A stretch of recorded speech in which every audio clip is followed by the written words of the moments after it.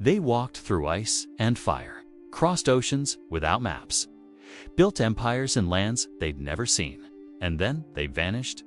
Only their bones remained. For 10,000 years, humanity has been on the move. Not because we wanted to, but because we had to. And every step we took reshaped the world. This is the story of migration, the greatest journey in human history. And it's far stranger than you think. 10,000 years ago, the world was ending. Not in fire or flood, but in ice. The last ice age was finally releasing its grip on the planet, and everything humanity had known was melting away. Glaciers the size of mountains retreated north. Rivers changed course overnight. Coastlines drowned beneath rising seas. And the people who survived had a choice: adapt or die. Most chose to move. These weren't explorers or adventurers. They were families, clans, tribes of hunters and gatherers who followed the herds, the rivers, the coastlines, anything that promised food and shelter. They didn't have nations or borders. They had survival instincts, and those instincts told them, keep walking. From the savannas of Africa to the frozen steppes of Siberia, early humans were already scattered across the globe. But as the ice melted, something changed. The land itself transformed. Forests grew where tundra had been. Grasslands replaced ice sheets. And with that transformation came opportunity. For the first time in thousands of years, migration wasn't just about survival. It was about possibility. Around 8000 BCE, in the Fertile Crescent, the region we now call Iraq, Syria, and Turkey, something revolutionary happened. Someone planted a seed, not by accident, not scattered by the wind, but deliberately, carefully, with intention. And that single act changed everything. Agriculture didn't just give humans food, it gave them time.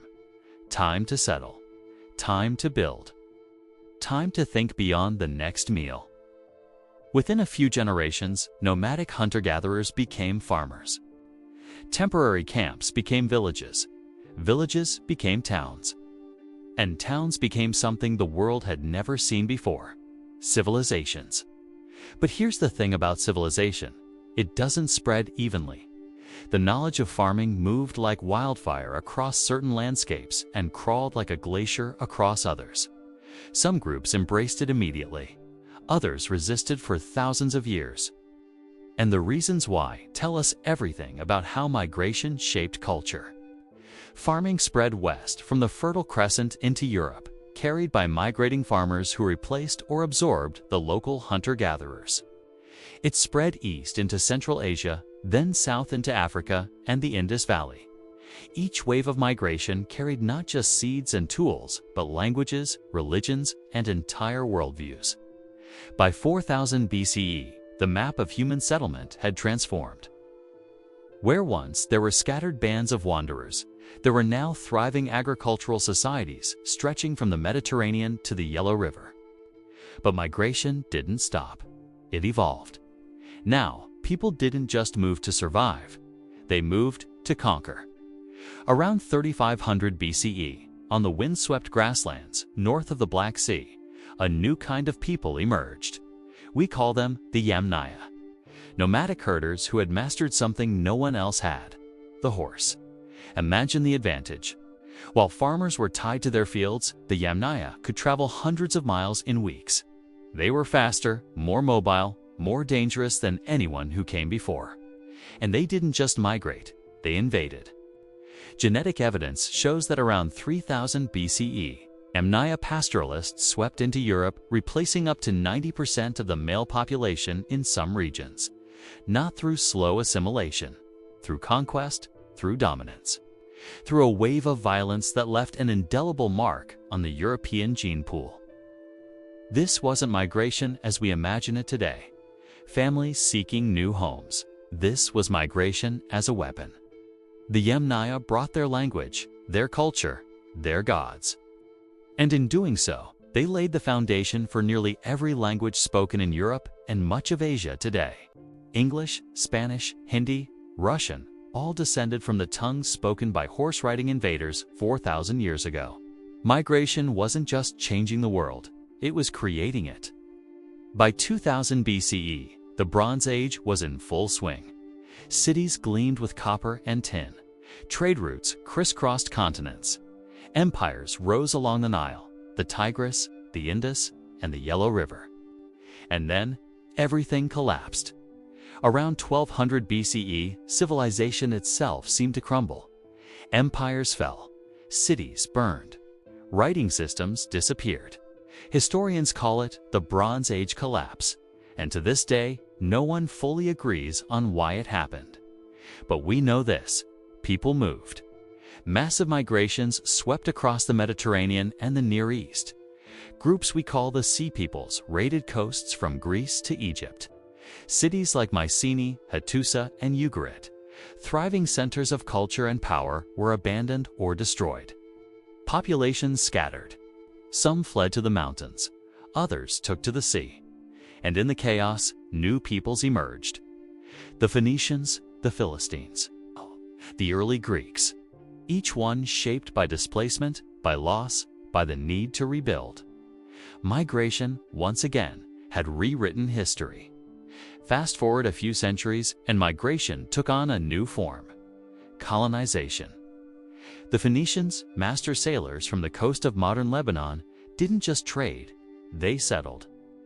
By 800 BCE, Phoenician colonies dotted the Mediterranean: Carthage, Cadiz, Marseille. Each one a foothold in a foreign land, each one a blending of cultures. The Greeks followed.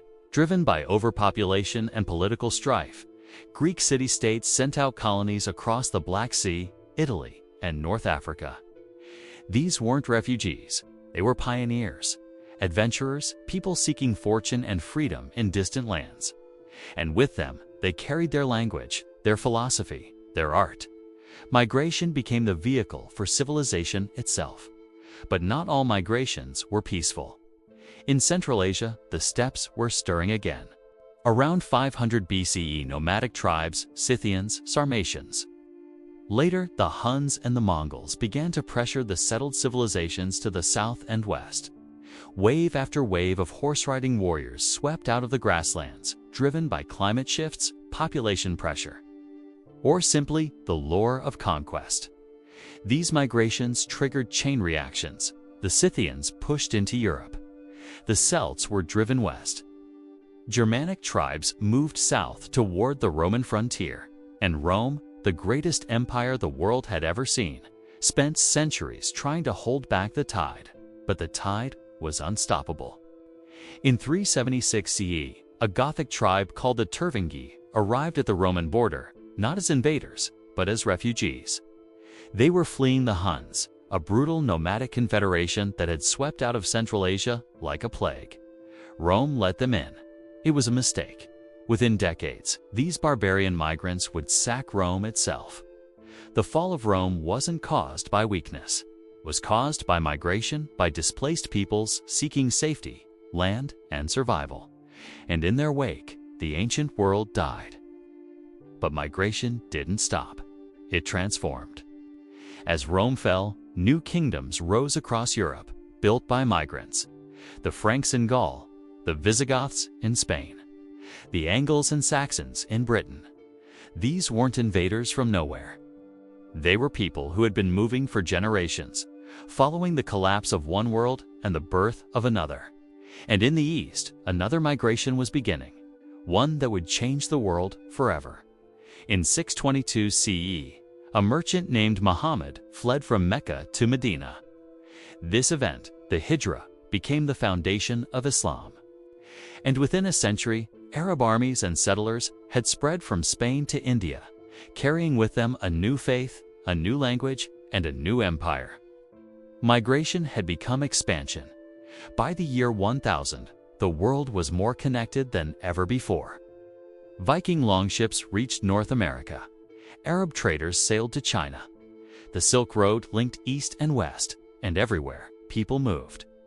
The Polynesians, perhaps history's greatest navigators, had already settled every habitable island in the Pacific, from Hawaii to Easter Island to New Zealand. using nothing but stars, currents, and courage.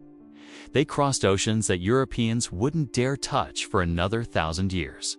In Africa, the Bantu migrations continued, spreading agriculture, ironworking, and language across the entire southern half of the continent. In Southeast Asia, waves of migration from China and India created the kingdoms of Angkor, Srivijaya, and Kampa. Migration wasn't an anomaly, it was the norm. Then came the Mongols. In the 13th century, Genghis Khan united the nomadic tribes of Central Asia and unleashed the largest land empire in history. The Mongol conquests weren't just wars, they were migrations on a genocidal scale. Entire populations were displaced, enslaved, or exterminated.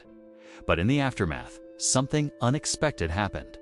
The Mongol Empire became a highway. Ideas, technologies, and peoples moved across Eurasia faster than ever before.